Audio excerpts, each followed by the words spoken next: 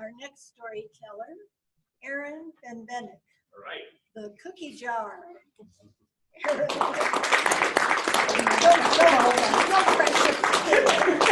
Thank you.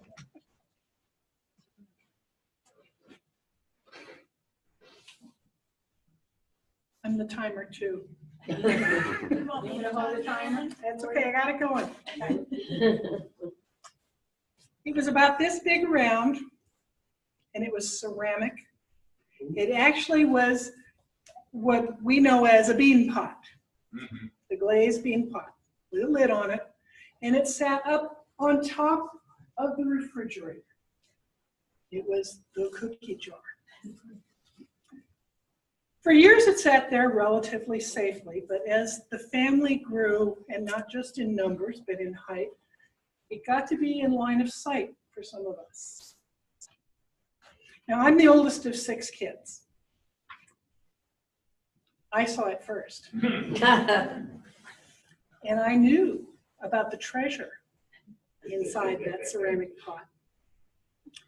But 2 brothers followed me. They were very close. They were only a year apart, almost what we call Irish twins. And they were much more creative and much more assertive about how they wanted to go about being cookie crooks. Now, my approach, let me put this into context. I am now a process engineer. So I'm very interested in what steps do you take and what things do you need. And I started it in my early cookie crook career. We pull a chair away from the table, not a folding chair. Put it up against the refrigerator because that stabilizes it. Get up on the refrigerator, lift the lid very carefully because ceramic lids rattle and mothers have ears. Reach in, grab a couple of cookies, carefully put that lid back on, get down, push the chair back into the table, and then scurry into the bedroom and eat up the cookies. And that worked very effectively for me because I didn't take a whole lot and I mostly hid the evidence. Bring on the brothers. Now, mind you, I love members of the male persuasion, but they think differently from girls. I think you probably would all agree with that. My brothers like to practice their ninja skills. Now, Pat, who's 2 years younger than I am, still used the chair, would pull it over, climb up, grab all the cookies he could glom, never put the lid back, and then take off downstairs and he'd eat his cookies. Sean, on the other hand, he would have been a good candidate for Delta Force.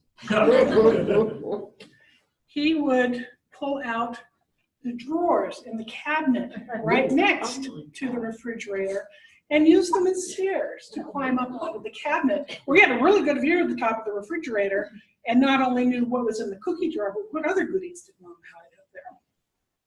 But then he would also empty the cookie jar and head off somewhere else. It was many, many years before my brothers found out how Mom knew not only had somebody emptied the cookie jar, but exactly who did it. She knew if they were down a few cookies, but there was no other evidence, it was me. She knew that if the chair had not been pushed back into the table and there was a handprint on top of the range hood, that it was Pat. But Sean, smart as Sean was, he never figured out that if you push all the drawers back in, it's not immediately obvious to anybody walking into the room that something's up. Now, I'm not advocating being a cookie crook or sharing this information with any children that you may know, because it's just as well they not understand that parents can figure things out with minimal evidence. but it sure was a lot of fun. And I learned for myself, don't take too much. Think carefully about what you're going to do. And in the words of the Boy Scouts with respect to how you go camping, leave no traces. Thank you.